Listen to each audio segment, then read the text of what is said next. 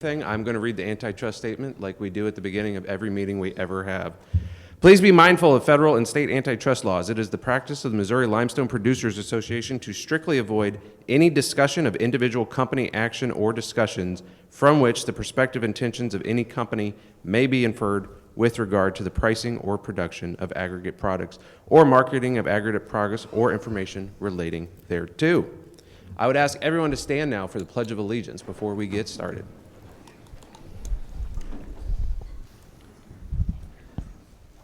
I pledge allegiance to the flag of the United States of America, and to the republic which it serves, one nation, under God, indivisible, with liberty and justice for all.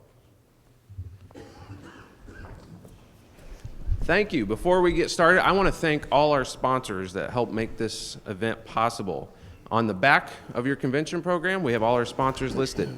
Allied Oil and Supply, Austin Powder, Berry Tractor and Equipment, Bitco Insurance Companies, Buckley Powder, Central Power Systems and Services, Continental Equipment, EPIROC USA, Explosive Contractors Incorporated, Fabic Cat, Foley Equipment, Ford Steel, GW Van Keppel Company, Horton Supply Company, ISSI, Martin Equipment, McCoy Construction and Forestry, Murphy Tractor and Equipment, Orica USA, Power Equipment, Purvis Industries, Rackers Equipment, Ritchie Brothers, Roland Machinery, Rudd Equipment, Sandvik Mining and Rock Solutions, Saul's Seismic, Scottwood Industries, Superior Industries, 28 Drilling and Blasting, U.S. Equipment and Sales, and Vibratech Engineers. We had tremendous support on our sponsors this year. We also had tremendous turnout on our registrations. We have over 400 with us at this event, so we appreciate everyone for coming.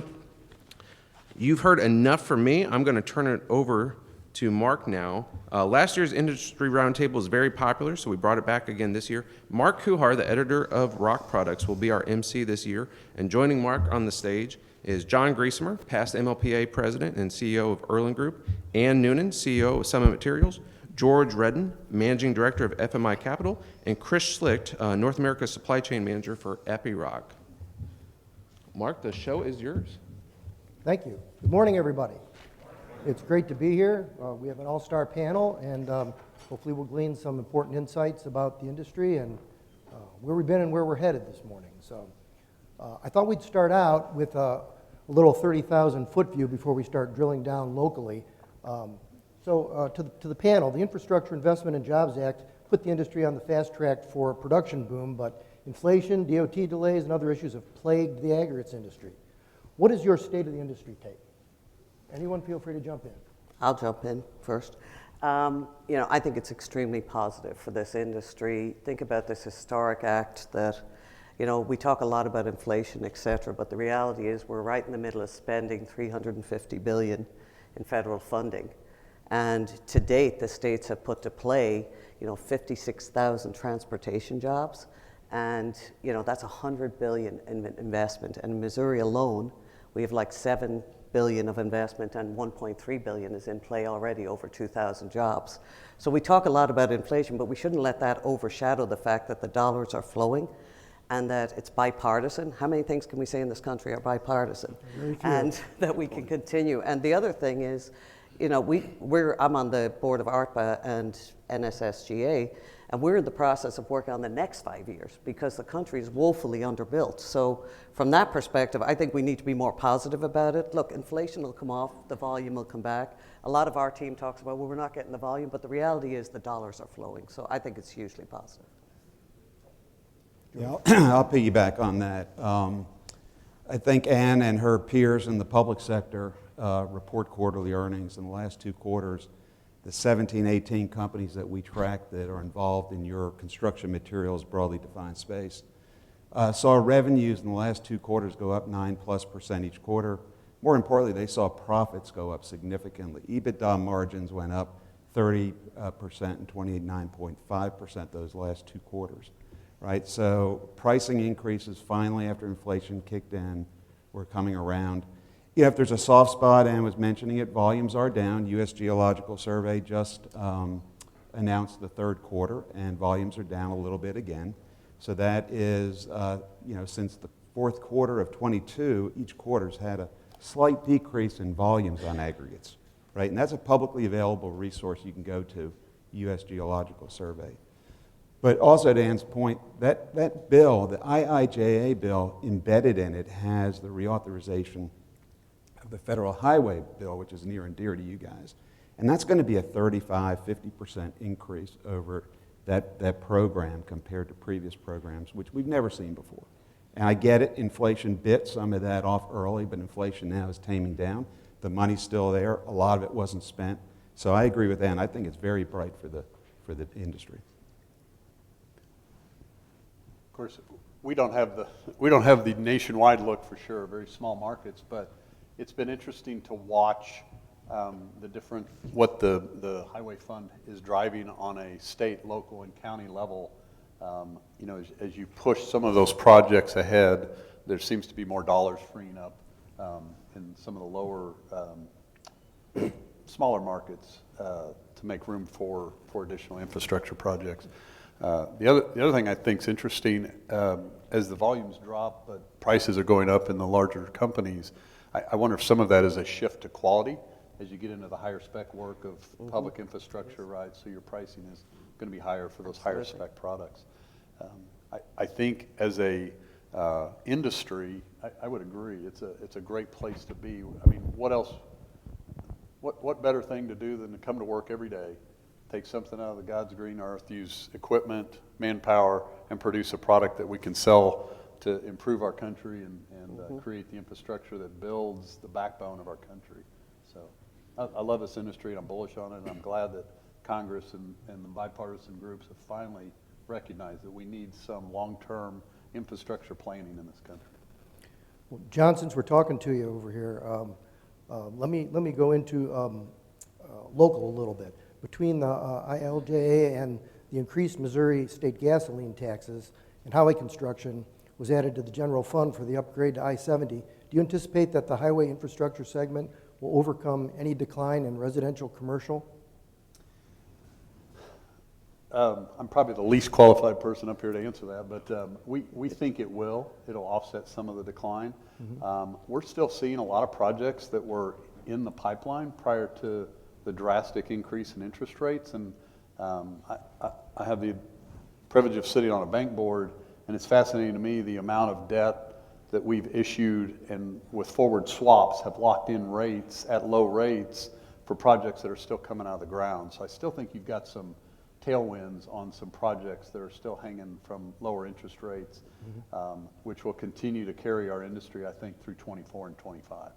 But definitely the offset, in my opinion, on the loss in housing will be offset by the infrastructure work. I think probably the differences for those of us that are much smaller producers is those are large projects. You know, those are one large hits where a lot of times the housing, the subdivisions that are phased, 1, 2, 3 houses for smaller people like us, that's a real nice base business for us that we're going to have to find ways to replace. Yeah, I mean, I'll jump in from Summit's perspective. I agree with the statement here. I mean, the public funding's great in Missouri, up 17%. So you've got a great state DOT budget, which is, really a great backbone to have. And we see that in our backlogs.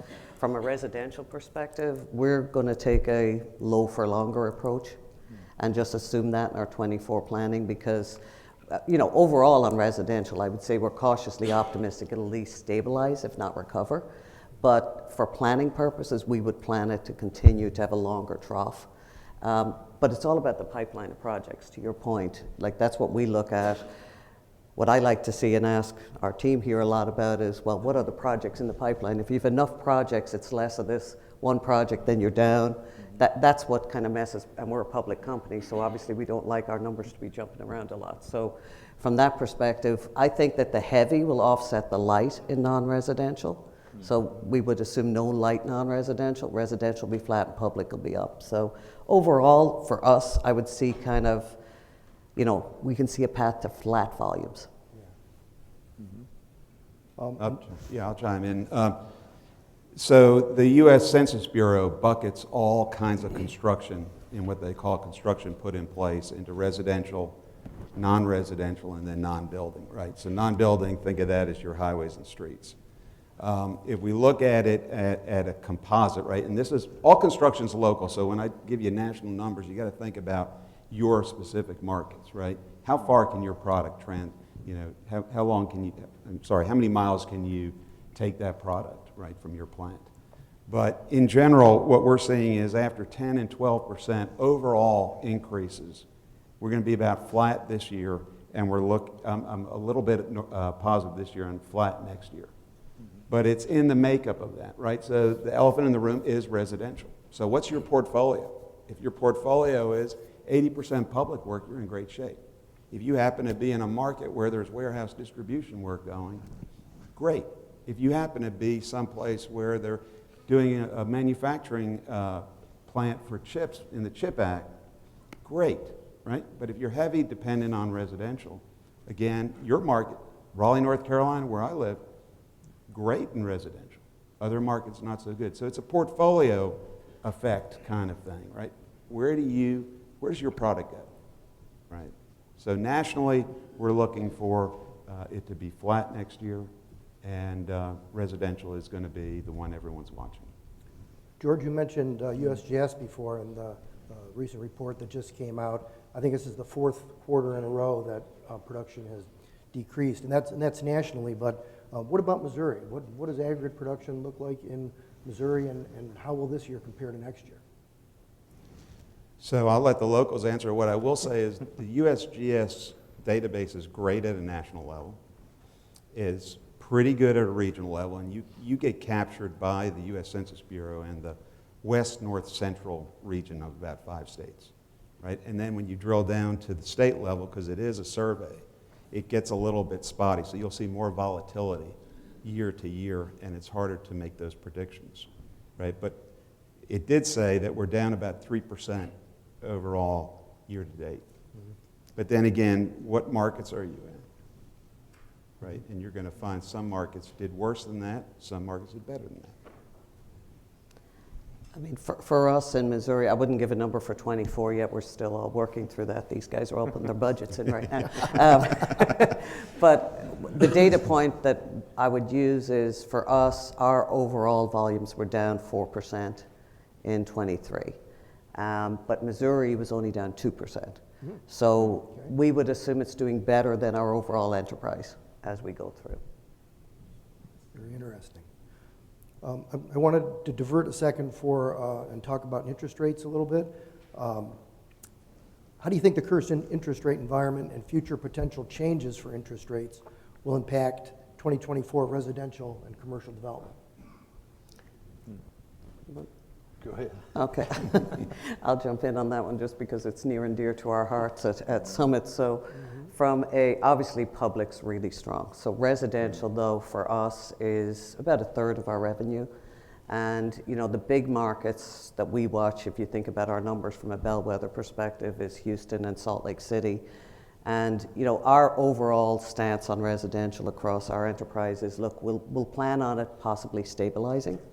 But there's an opportunity for recovery here, too. If the feds are more dovish with their stance on interest rates, we could see a recovery. And if you look at like the National Association of Home Builders, they estimate that for every 25 basis points reduction in interest rate on a 30-year mortgage, it brings in 1.3 million homes. Mm-hmm. And so between that 6 and 7% mortgage interest rate. So and if I look at our markets, Salt Lake City and Houston being our 2 biggest, there is a re-entry point at that 5 to 6% where it could really recover.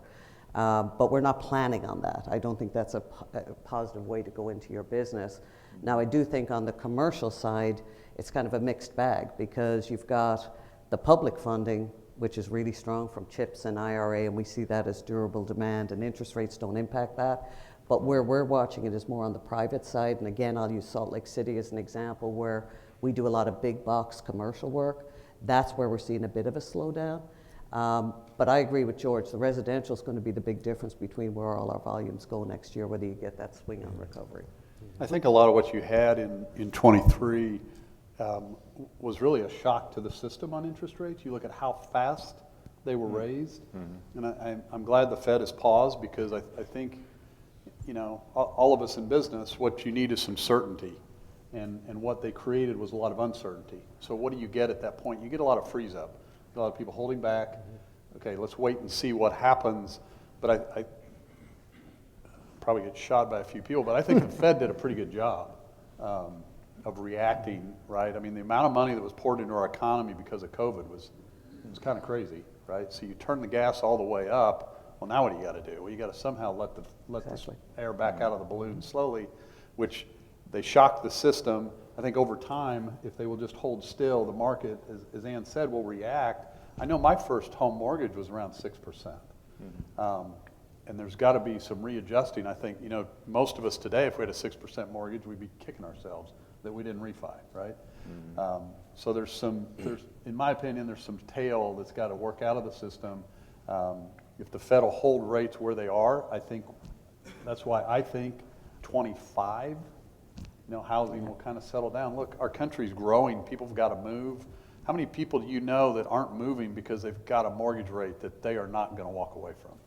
So you've got demand, in my opinion, that's building in the market for movement, that once there's some clarity in interest rates in the housing, that will take off again.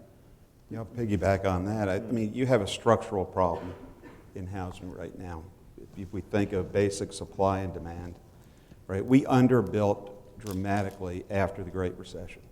About 700,000 starts less than the 8-year period from 2000 to 2008, which was the heyday of residential, right? So we had, everybody was moving towards the multifamily, low-rise, and we had underbuilt. So our inventory, if you will, our supply was low. Right now, the demand side's a challenge because 80% of people who have mortgages, they're under 5%. And prices didn't come down in interest rates to make it more affordable. They stayed high. So you had an unusual supply and demand dynamic, right? I want to buy the house, but I can't. And I can't leave my 2, 3, 4% mortgage. 80% of people's mortgages are under 5%. And we underbuilt. And we have high interest rates right in every building. So we have a structural challenge. What we've got on the positive side is we've got a tsunami of first-time home buyers, excuse me. Got about 170 plus million people in that 25 to late 40s range. They deferred building or buying that new house because they wanted to travel, or they were foodies. They valued different things than their boomer parents. And we got a massive, massive wealth transfer coming from the baby boomer generation. So I think the drivers for residential are good. We just got a structural imbalance right now that we got to get through. And the first thing we need is interest rates to come down.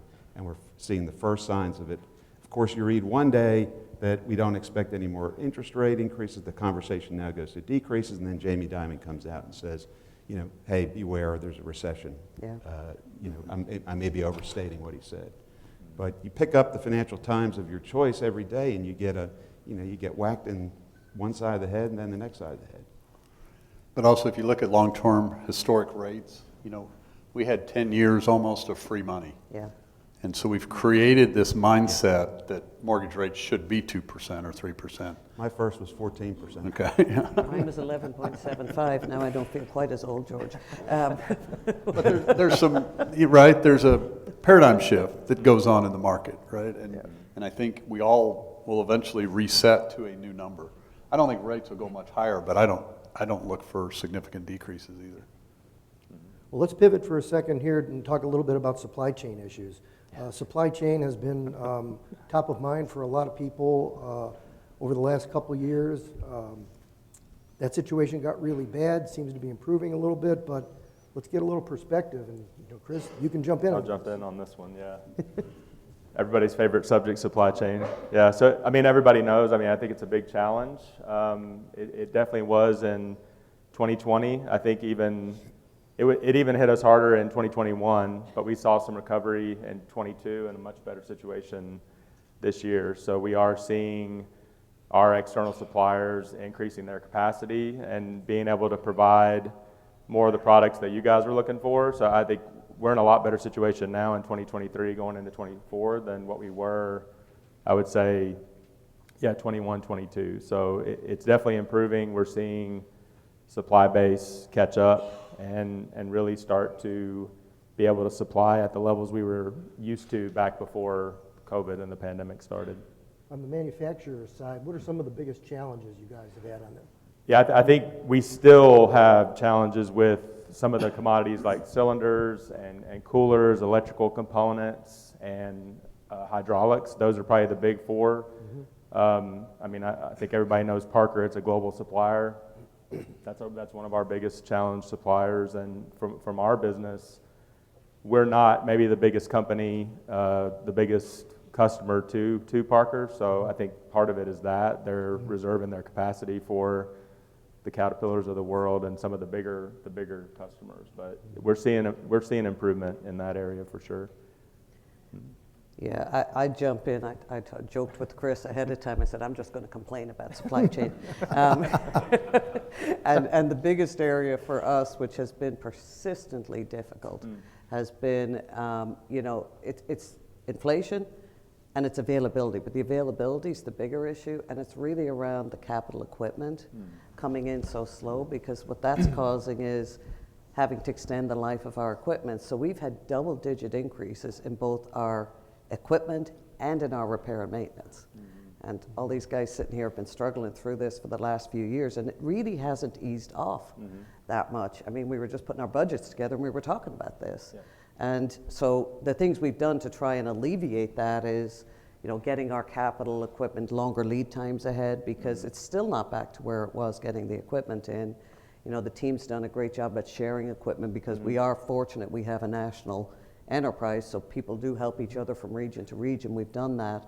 And then the definition of a critical spare part is completely different today than it was 3 years ago. And you're right, Chris, electrical components, we see that. And then in our cement business, barges. There's a shortage of barges on the Mississippi River. And now suddenly they realize, well, we've an aging fleet, we got to build more barges, and inflation's there. And literally our barge rates went up 35% for 24. So it's not a way. Our team's done a nice job there of mitigating that with some capital leases, but it's still a 10% hit. So, we're still in the mode as an industry, and as Summit, I will tell you, it's controlling what we can control. We got to get our pricing, we got to put our volumes where they are, we got to invest wisely. So while it's eased off, Chris, I see it somewhat normalizing. We still have some real areas of supply chain issues. Do you find that in terms of parts availability, that where in the past you might have relied on a just-in-time supply, now you're in the mindset we got to stock up? Yeah, we have much bigger critical spare parts list now.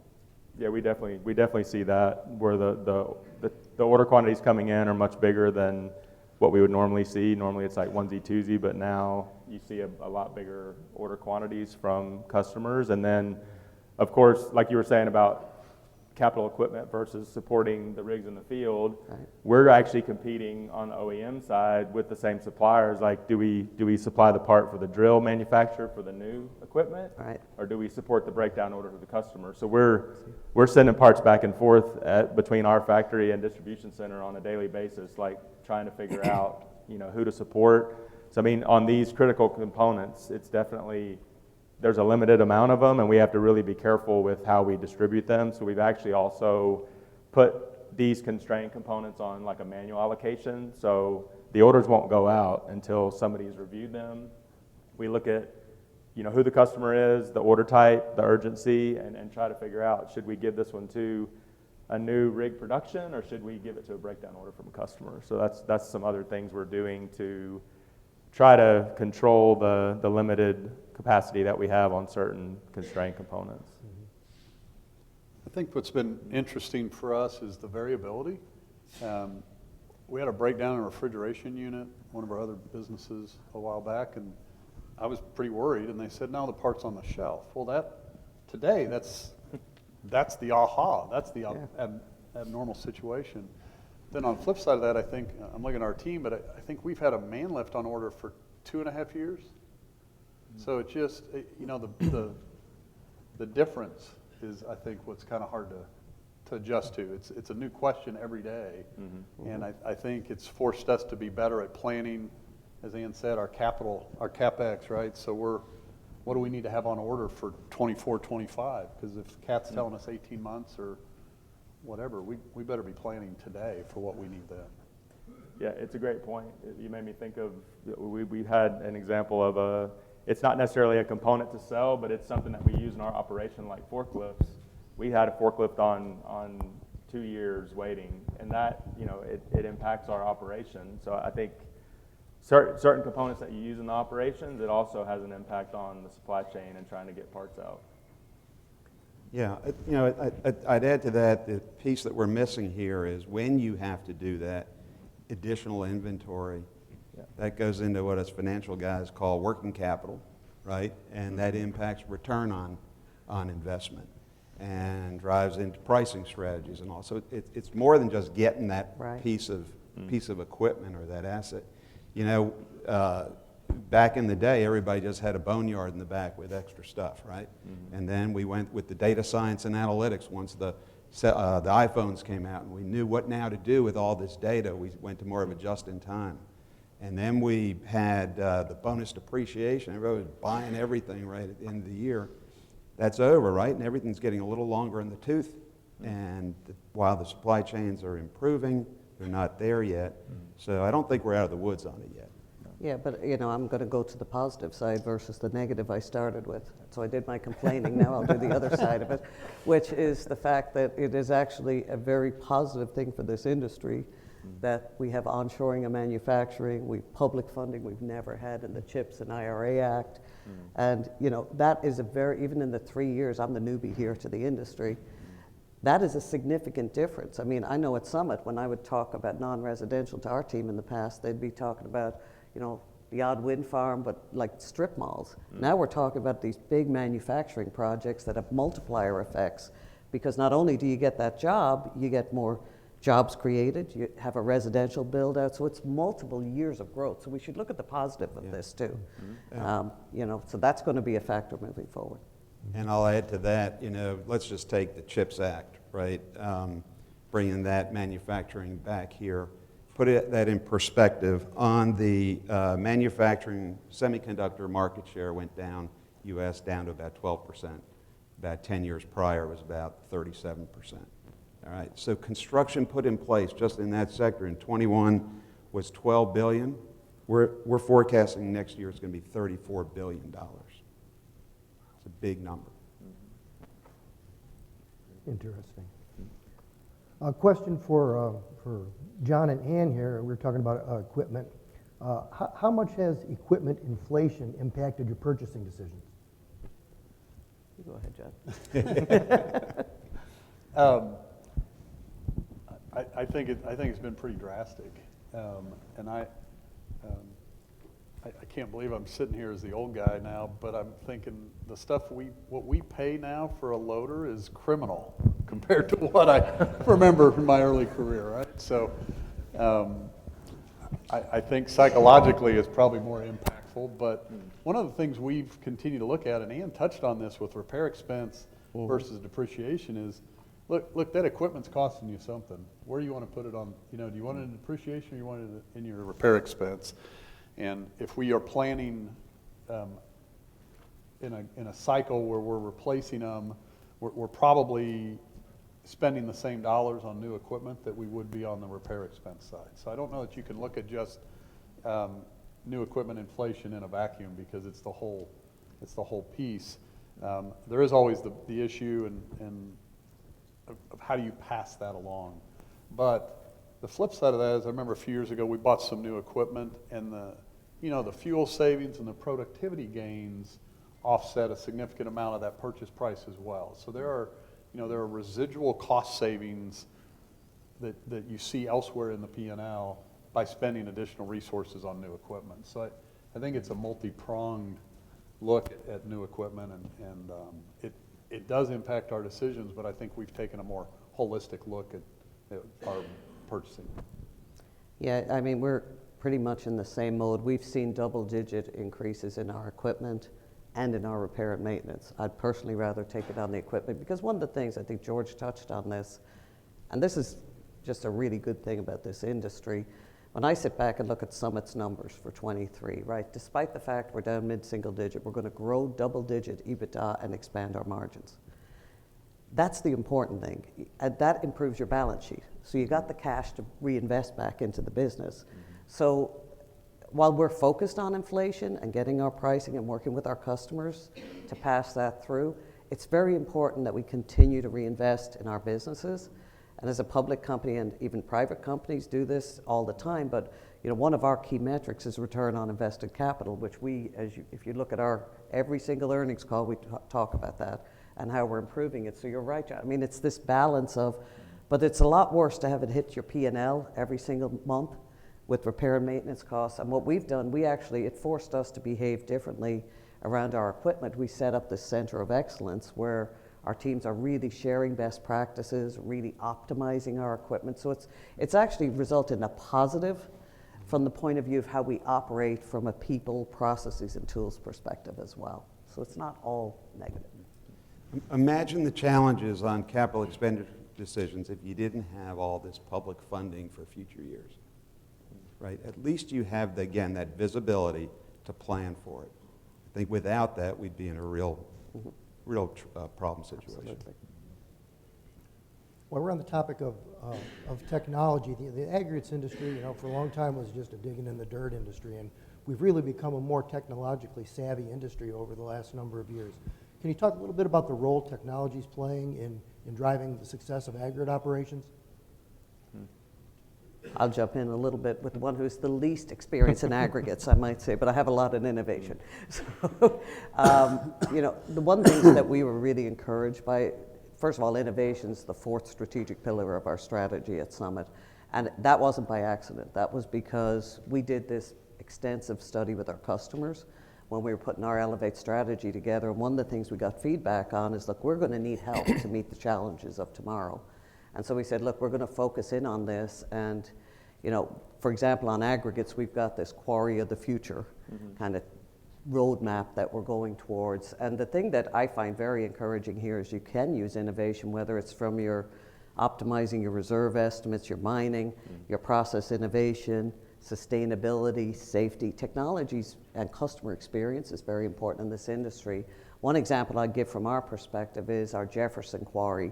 That was one where we were able to go in with state-of-the-art technology that was absolutely best in class, and we started with this low cost in a high growth market, and it was immediately margin accretive to our East region. And that's the kind of process innovation. And that further investment that we've done through our centers of excellence has allowed us to improve our operational equipment effectiveness and really is margin accretive to our business. So, even electrification and automation is something we're looking at. And I'll give one example there that I think was a bit of an aha moment, at least for me, but for our team as well. We had to replace one of our dredges, and we said, okay, we'll electrify this one. The productivity improvements we got from that was unbelievable. And now everyone else wants an electrified dredge, of course. We're not going to replace all our dredges at once, but it is an opportunity to do the right thing from an ESG perspective, but be value accretive to your business using innovation. So I'm actually hugely positive about the ability to drive more innovation into aggregates and really improve our overall position. I'm going to step out of my comfort zone a little bit and talk about rigs, but I think that is part of our company strategy as well, as, like you mentioned, electrification, automation.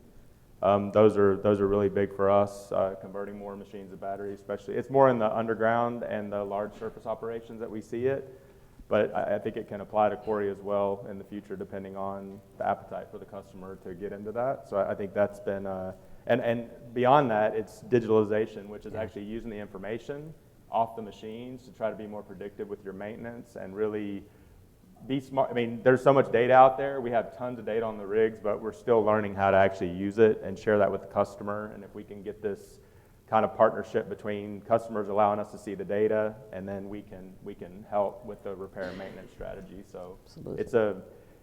There's a lot that you can do, and on top of that, it's better for the environment, the sustainability part. All companies are interested in sustainability now, and also on the automation side, from a safety perspective, you're getting operators out of the machine, so that's another big win for it. Yeah. Walk the floor of Ag 1, world of asphalt, world of concrete, and compare that to 5-10 years ago. Tech is here. I think it's also connected. We'll talk later about labor. But I think if we're going to attract young people to this industry, there's a hidden benefit for this investment in technology. They want it, they need it, so I think it's all good for the industry.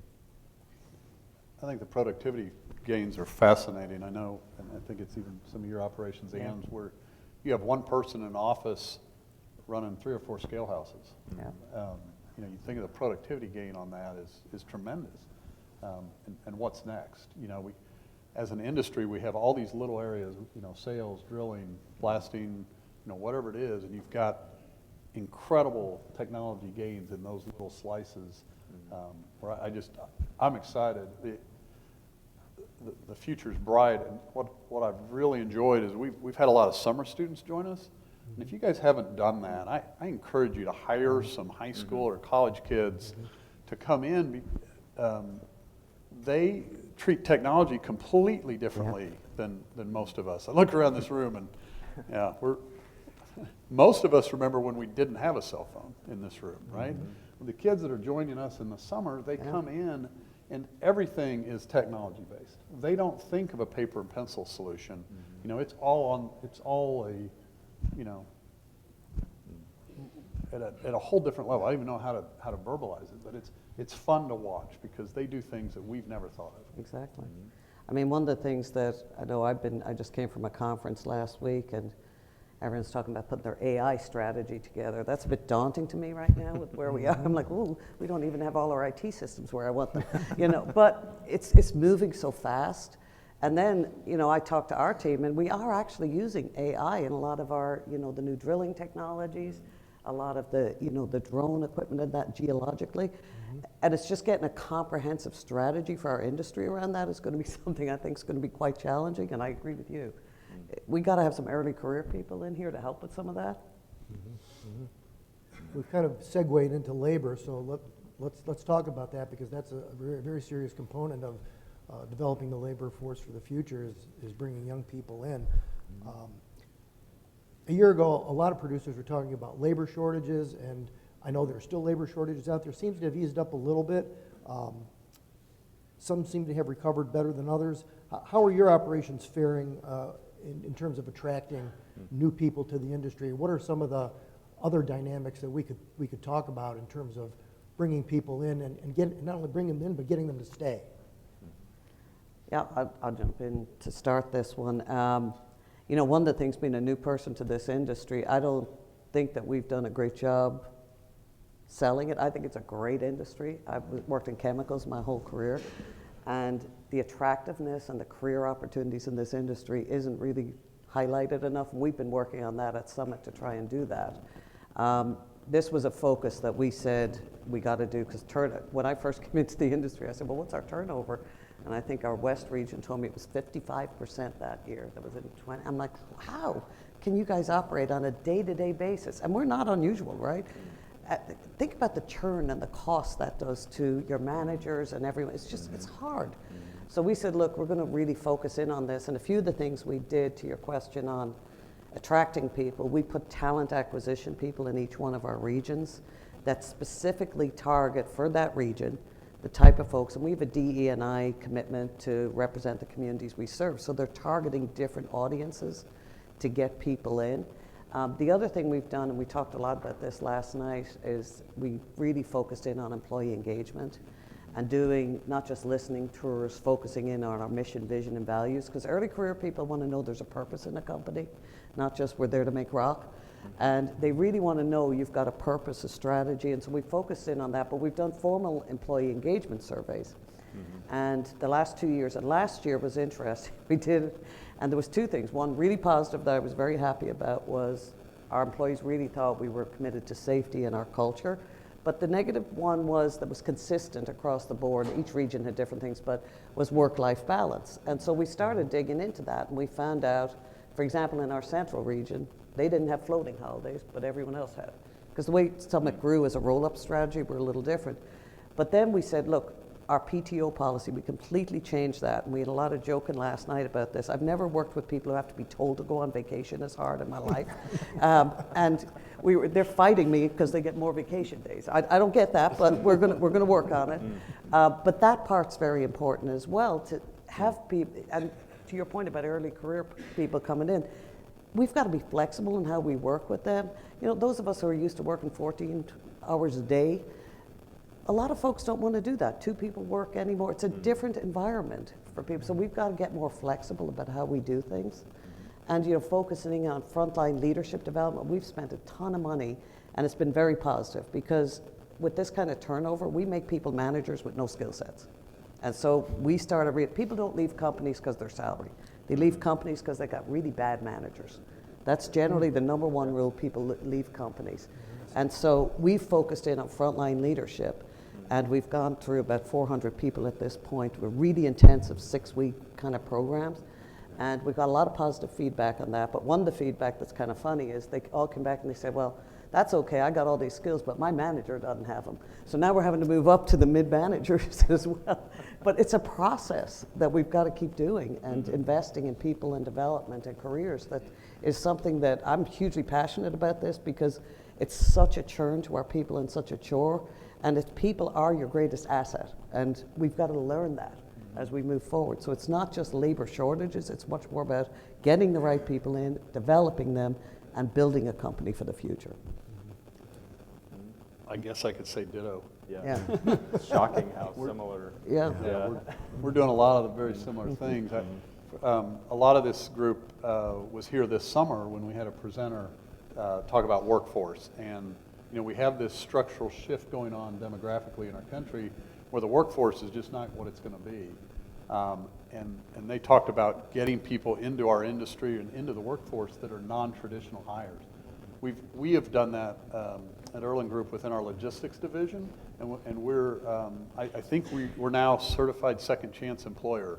And I don't know that we were deliberate about it, but 3 or 4 years ago we ended up hiring some people that were in recovery, and being a strong, compassionate employer for these people, we have attracted a tremendous number, and we have some real success stories of helping people, you know, that want to help themselves and being there to support them.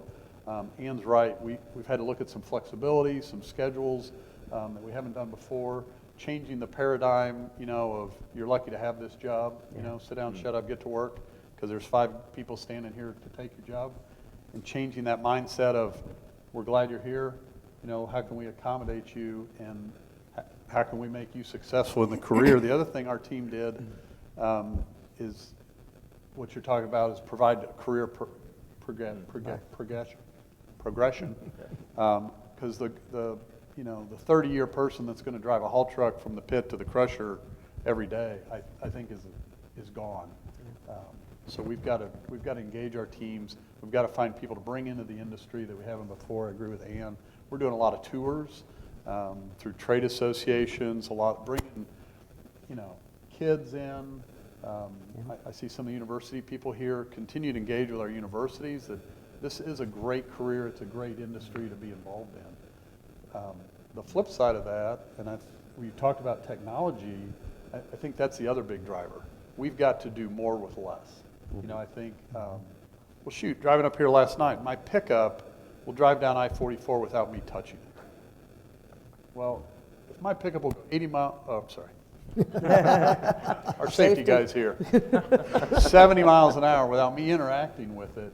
You know, how hard is it to automate a haul truck going from a pit to a crusher 50 times a day?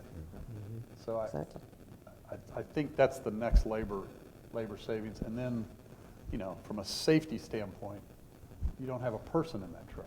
So, Mark, here's an interesting statistic for you. 41% of the current workforce in the construction industry will be retired by 2031. The war on talent has been a topic at most conferences for a long time. I think it's really intensified. The other thing I think that has to be addressed, and it's got to be more at an institutional level for companies, both private and public, is, you know, you're not normal these days if you're a young person and you've been in the same job for 4 or 5 years. That's right. My son is in his 5th year in the same company, first job, and his friends think something's wrong with him. Right, so that's a new challenge. I think the pandemic also showed us that people aren't willing to do certain types of jobs anymore. They're willing to go and move on to some other industry. So I think it presents an opportunity for the industry, but the best of class performers are going to be the ones who embrace it and recognize these pretty drastic changes. A lot of companies are instituting veterans programs. Do you have veterans programs at your operations? Yeah, we actually have a DoD apprenticeship program and a skill bridge program specifically trying to attract, it's run on ready-mix drivers specifically right now. And we're really encouraged by that because not only are we helping, retired veterans or whatever get skill sets, but we're also able to bring in a diverse group of folks, to your point, that don't have industry experience, but for example, mechanics, that's where we're having a very strong attraction for that. And we find it hard to keep good mechanics, as an example. And at a time when repair and maintenance is at its highest, we really want our best mechanics. So it's a little slow to get going, to be honest, because those folks come in, they say, well, I've never worked in an aggregates quarry, or I've never run a ready-mix truck, but it will pick up some speed. One of the things I love in our company, I actually got teased by our HR about having people with the same name. Recruiting internally works too. So when we have fathers and sons, I think we have 4 or 5 pairs that actually have the same names. So we're recruiting internally, which I think is great because first of all, that's I think there's a real feather in a company's cap when your team is willing to bring their kid to work for the same company.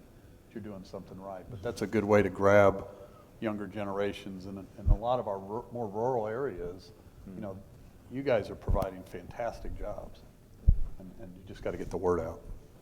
Yeah, I think we have that as well in our company. We see a lot of families, and that is a good way to get talent. I think just to go back on your labor question, I think last year we were having quite a big challenge. I mean, ours is more on the warehouse side, and it's kind of a different approach between blue collar side and white collar side. When you're dealing with employees, they have different mindsets.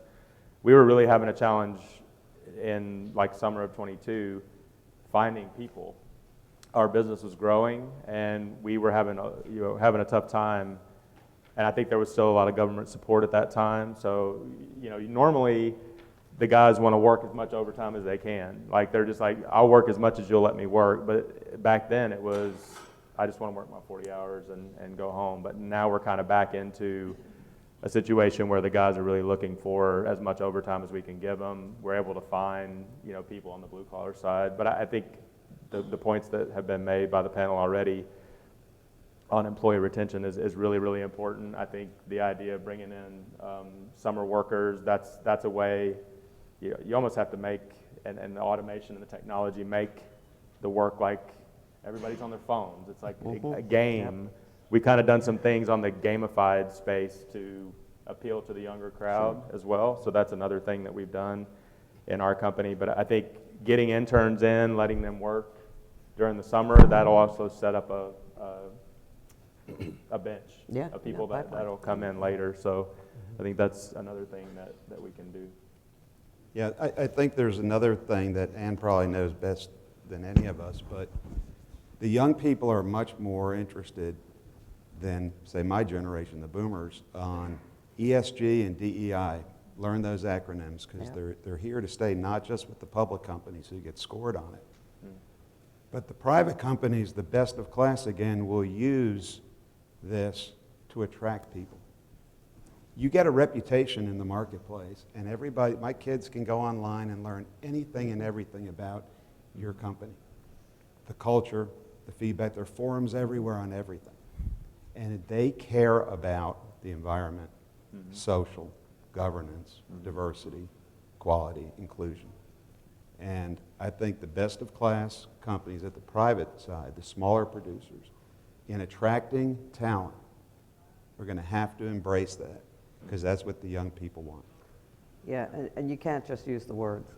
It's our third strategic pillar to be the most socially responsible integrated construction materials. And it's a huge attraction to employees. That early career folk, they all ask about it and in their interviews. That will be a question they'll ask. And you have to live by it. You can't just be, oh, we're going to do this little program. What we find actually, it's a very team building and retentive thing because, I'll give you an example. Our ESG lead said, I need some volunteers for sustainability committee. She got over 100 volunteers. And I said, you can't have 100 people on a committee. You'd get nothing done. So she had to build smaller groups. And then each one of our regional groups have their sustainability focus. In fact, our central region here is the leaders. We got this landfill, we got this wildlife habitat. They won awards this year for it. So and you've got to live it. You can't just say it in your public forum. And we don't do ESG for the sake of it. We have shareholders. As a public company, we got drive dollars to the bottom line, and private companies do too. So it has to be value generating as well. And the other thing is, aggregate operations have to do a better job of telling people they're doing these things. Exactly. Got a lot of great talented people, but one thing we don't do well on a lot of levels is tell people what we're doing, why we're doing it, and it might look like we're patting ourselves on the back, but you know what? We got to tell people what we're doing and why we're doing it. Right. If we can do that, and that plays into not only attracting employees and keeping them, but it benefits the companies as a whole. Absolutely. Pivoting just for a second here to, we had mentioned that there's some safety people in the audience. Hasn't been a really good year for MSHA fatalities so far. What do you feel about how the industry can kind of redouble back and look at what it's doing safety-wise to maybe bring that down again? So this is one I feel very strongly about.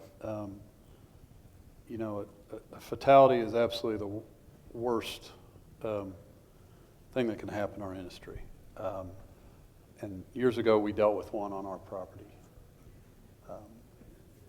It's a day that I will never forget. The gentleman who passed away, his two little girls are now in their 30s in Kansas City. So I want you to know that before I make my next comment, that I in no way want to diminish anything about a fatal accident. What I would say is that MSHA's focus on fatals, in my opinion, is misguided. When I this morning, so I'm thinking, okay, what can I share with you? I went back to the oldest data that MSHA has on their website for metal, non-metal is 1931. And the number of miners in the metal, non-metal industry and the number of fatals, and I have no idea if this is statistically significant, but fatals per miners was, I believe, 100 times higher than it is today. So if you think about what we've done as far as improving safety, one fatal is too much. I don't mean that. I think, though, if we just talk about fatals, we're missing a lot. And actually, if I look at Ann's annual report, I look at Martin's and Vulcan's, they talk about mod rates, incident rates. Because Scott Crabtree in our organization a few years ago was looking at fatal accidents. And what you see a lot of times in those operations is they've gone without a lost time accident for years. And then they have a fatal. Well, what went wrong? Well, normally there's a multiple of things that have gone wrong that led up to that fatal accident. What do you do to stop that chain of events earlier in the process? I'd like to talk about that, not the number of fatals. That's the difference between being on the ground and being a government agency. But that's a number they can tie to and drive budgets or whatever they want to do. And there are probably some MSHA people here that are going to strangle me later. But I think every single day, every single one of us has to look through the windshield and not the rearview mirror. What are our teams doing right? Let's compliment them. Let's do more of it. Let's figure out what they're doing wrong. Let's stop it right then. Let's look at ourselves. What example are we setting in our own companies? A month or two ago, I got cited by our safety committee because I didn't use my chocks. Hallelujah. I mean, kudos to that team for writing me up. That's what we've got to do, are those little things every single day to stop, the behaviors, the incidents that are driving us to those fatalities. Yeah, I couldn't agree more. I mean, one of the things that when I first joined Summit, our safety leader was setting the targets for the next year. And he said, well, we're going to get a little better. And this is best in class.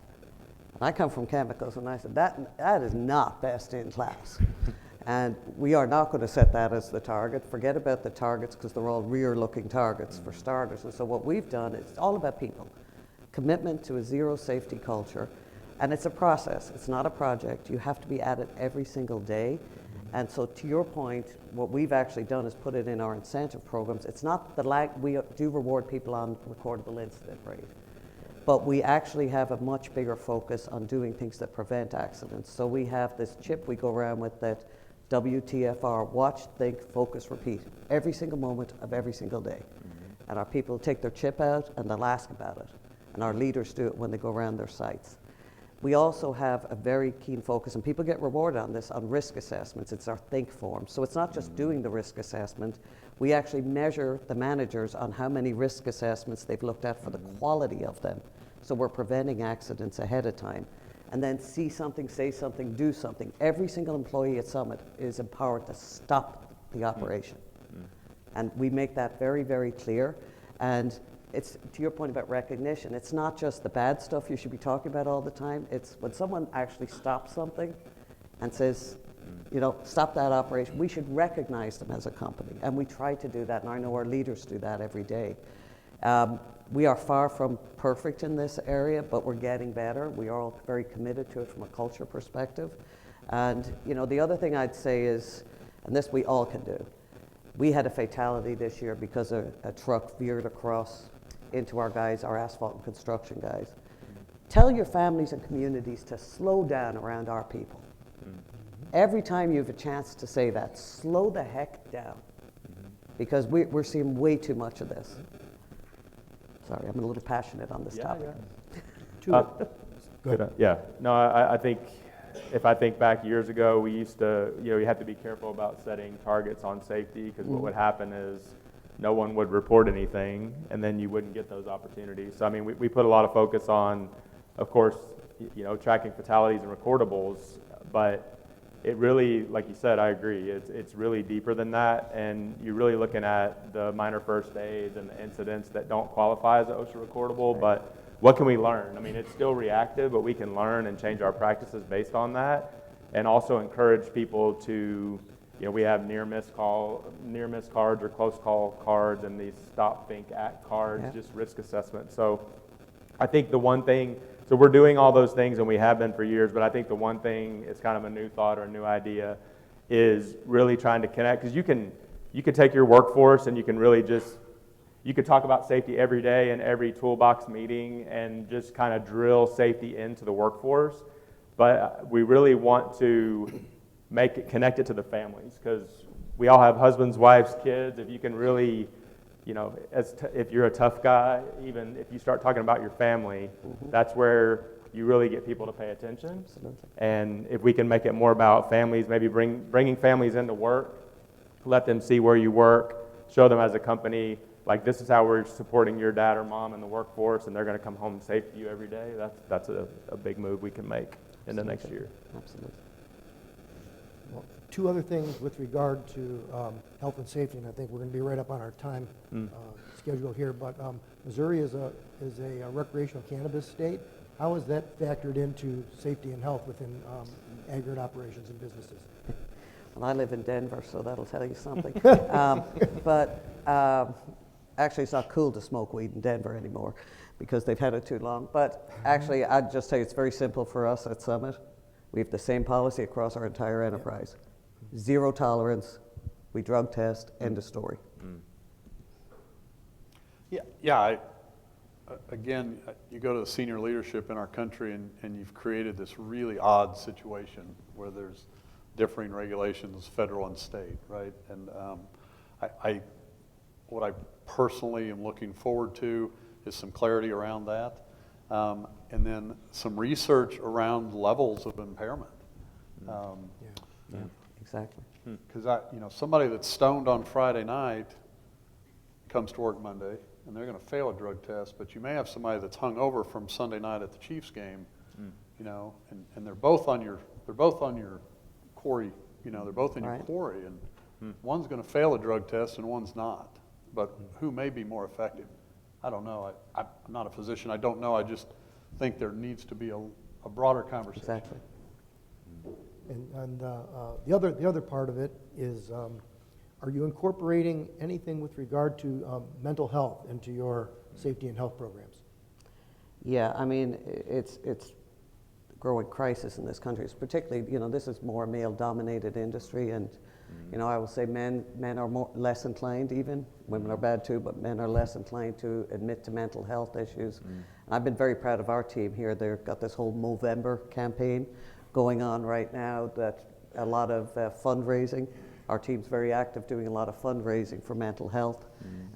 Obviously, we have an EAP program, but our benefits, when we upgraded our benefits this last year, that was one of the big things for our employee engagement survey. You know, people didn't like our benefits. We made a very conscious effort to get really strong benefits for the company at a time where we had massive inflation. The company absorbed all the cost of the upgrade in benefits to make sure we had mental health coverage as well. So, because that is one of the things. And the other thing is just having your managers trained so they see it. That you got to talk to your people. You know, people aren't going to come up and say, I got a mental health problem. You know, they're just not going. You got to engage with your people and understand there's something going on in their lives, and be empathetic to that, and give them the time to go take care of it. Study came out yesterday on suicides, right? Highest since Record 41. highest, right? And to Dan's point, heavily weighted towards men and older men. But again, back to labor and recruiting people.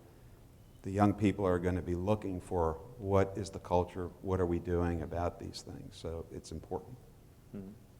We've got more deliberate about talking about our EAP program that we Yeah. have, you know, providing those resources, making sure people know about them. I saw that study, and the one thing I would say is I just think the national narrative, just asking the question to where, you know, it doesn't have the stigma that it used to have. I've been impacted by mental health in my family. I'm sure everyone has.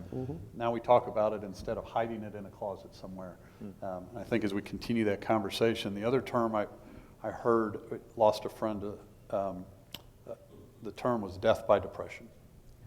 And I think just changing your thinking, changing the S word to died from depression is a start as well. And I'd just throw that out there as food for thought for all of you. Yeah, I was really encouraged.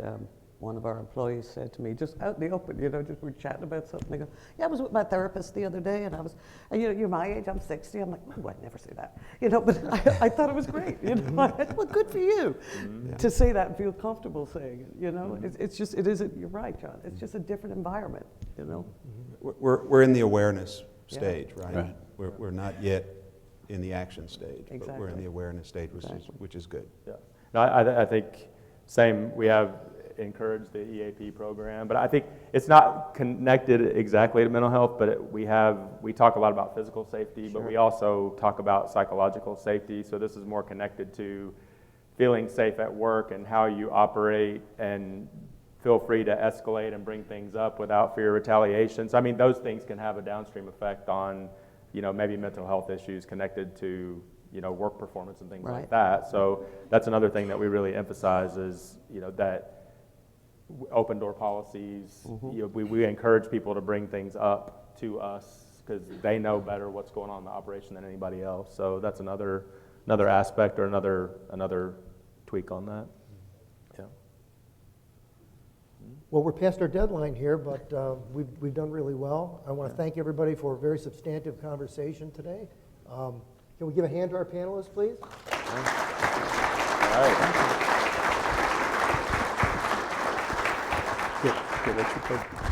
Thank you all. Thank you. Turn it back over to Dan.